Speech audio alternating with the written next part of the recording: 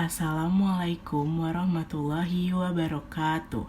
Salam sejahtera bagi kita semua. Shalom, Om Swastiastu, Namo Buddhaya, salam kebajikan.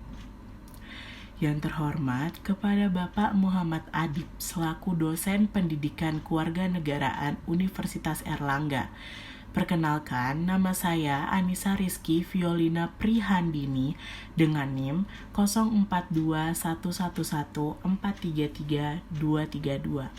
Saya berasal dari Fakultas Ekonomi dan Bisnis dengan program studi Ekonomi Islam.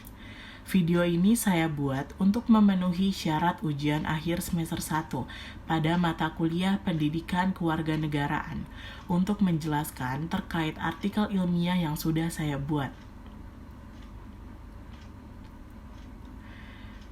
Tema artikel yang saya pilih untuk membuat judul artikel ilmiah ini adalah Penguatan Demokrasi Indonesia dan Identitas Kebangsaan dengan subtema kewarganegaraan dan relasi negara masyarakat.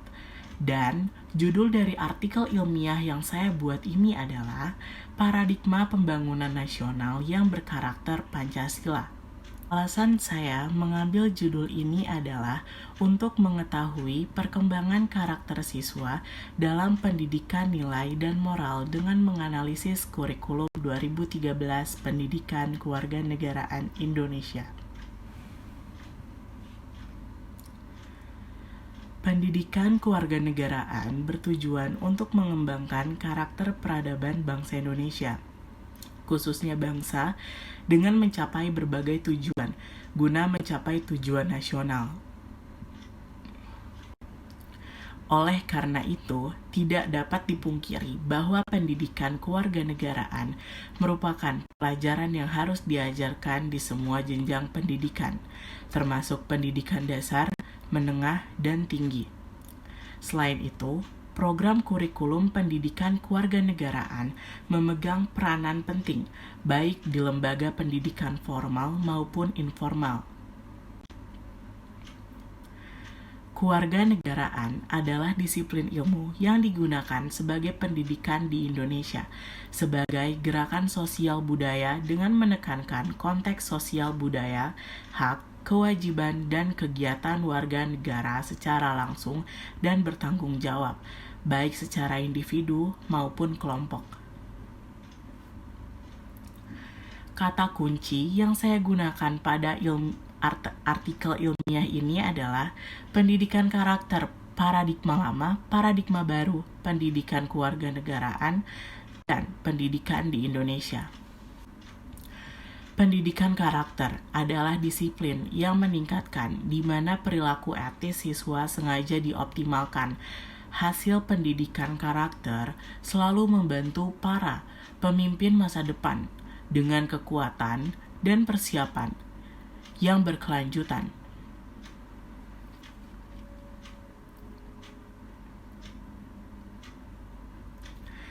Pendidikan kewarganegaraan di Indonesia disebut sebagai wahana untuk mengembangkan dan melestarikan nilai moral luhur yang berakar pada bangsa Indonesia dengan harapan dapat diwujudkan dalam membentuk perilaku pada anggota masyarakat dan makhluk Tuhan.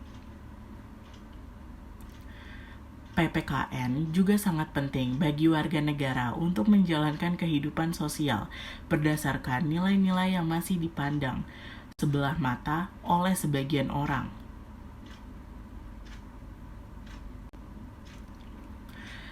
Praktik pendidikan hendaknya memperkuat aspek budi pekerti yang mengandung sejumlah barang yang menimbulkan sikap ataupun perilaku. Perilaku seseorang yang bertentangan dengan apa yang diajarkan. Pendidikan Pancasila dan kewarganegaraan merupakan hal yang esensial dalam pendidikan untuk menumbuhkan ideologi Pancasila. Ideologi merupakan hal yang fundamental untuk berperan dalam mempersatukan bangsa Indonesia. Pembelajaran terkait karakter menurut Kirschenbaum adalah mengajarkan pendidikan karakter dengan memberikan aplikasi langsung pada apa yang kita lakukan atau menunjukkan apa yang kita ajarkan dalam kenyataan, sehingga mudah diingat oleh siswa, dan akan memiliki ideologi, budaya, pertahanan, dan keamanan, serta dampaknya terhadap mereka. Oleh karena itu, pendidikan nilai harus berkelanjutan menjadi lebih produktif. Pendidikan kewarganegaraan nasional diubah menjadi pendidikan moral Pancasila, memperhatikan dan mempraktikkan pedoman atau P4. Perubahan ini sesuai dengan misi pendidikan yang diamanatkan oleh TAP MPR 2-MPR-1973 tentang pedoman pelaksanaan dan pelaksanaan Pancasila. Selain itu, mata pelajaran pendidikan moral Pancasila merupakan mata pelajaran wajib untuk SD, SMP, GSP, dan SMK. Simpulannya adalah, fenomena dalam pendidikan menunjukkan tanda-tanda keinginan untuk menolak pembelajaran warga negara yang hanya menghadirkan nilai-nilai moral. Pembelajaran kewarganegaraan telah kehilangan karakter akademisnya karena kurangnya teori ilmiah yang tepat. Pembelajaran kewarganegaraan diarahkan untuk kepentingan sistem politik tertentu dengan menggunakan materi pembelajaran formal. Proses pembelajaran tidak mendorong kemampuan berpikir kritis siswa. Materi pembelajaran yang cenderung monoton, teoritis, kognitif, bahkan literal, menyebabkan kejenuhan proses pendidikan sipil.